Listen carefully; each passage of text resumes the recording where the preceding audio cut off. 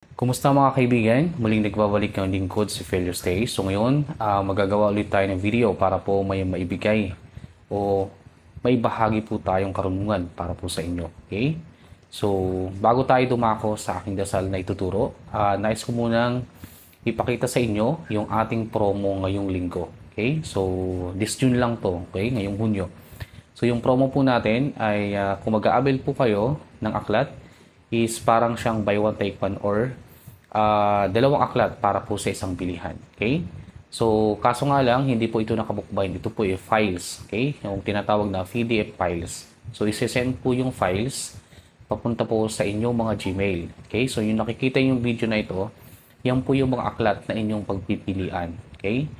So, kung interesado po kayo sa mga aklat na aking pinalilimusan or pinapa-order po dito sa ating video, no? So, pwede niyo po ako i-message sa aking messenger dito sa ating page. Okay? So, direktan niyo po ako i-message sa aking page para po malaman niyo kung anong mga klase pang aklat yung pwede yung pagpilian. Okay? So, maganda po ito kasi promo po ito, no? So, napakamura. Siyempre magugustuhan niyo po yung mga aklat na inyong makukuha. Halimbawa, kung kayo ay kukuha ng aking kumpletong aklat, pwede yung parisan ng aklat ng Santo Niño, aklat po ng Hesus Kristo, o kaya aklat po ng Infinito Diyos, o kaya Tres Spec Roma. So, pwede po kayong mamili ng aklat na inyong gusto sa dalawa. Okay? So, dalawang aklat yung inyong pwedeng pagpilian. Okay? Tumako na po tayo sa orasyon na aking tuturo. So, yung orasyon natin tuturo ay tungkol po ito sa orasyon, pampaampat ng dugo o pampatigil sa nagdurugong mga sugat. Okay?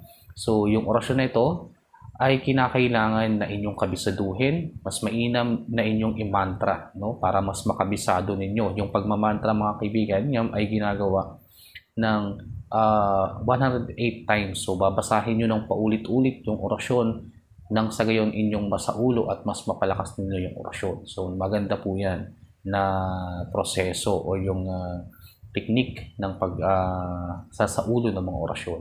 Okay?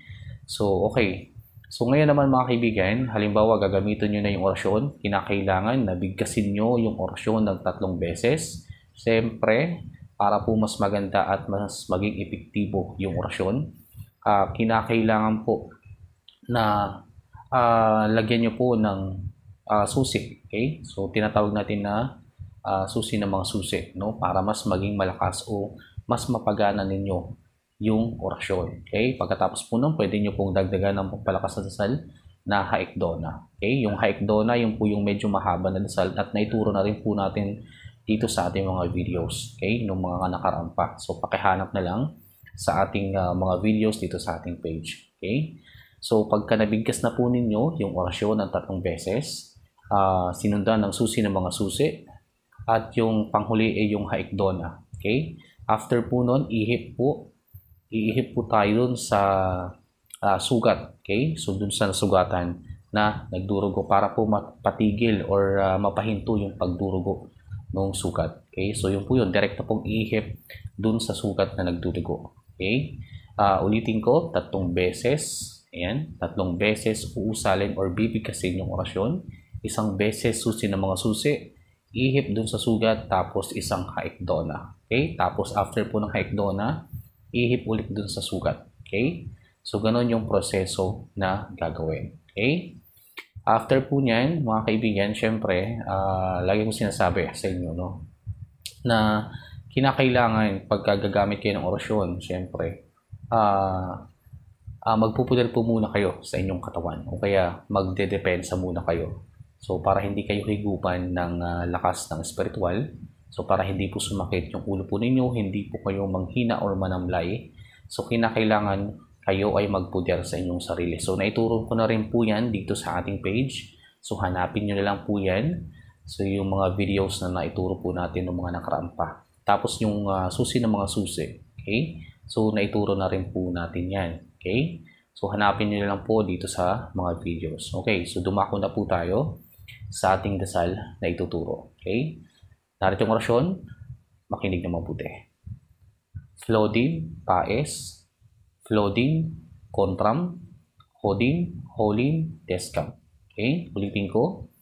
Flodim, pais. Flodim, kontram. Hodim, holim, deskam.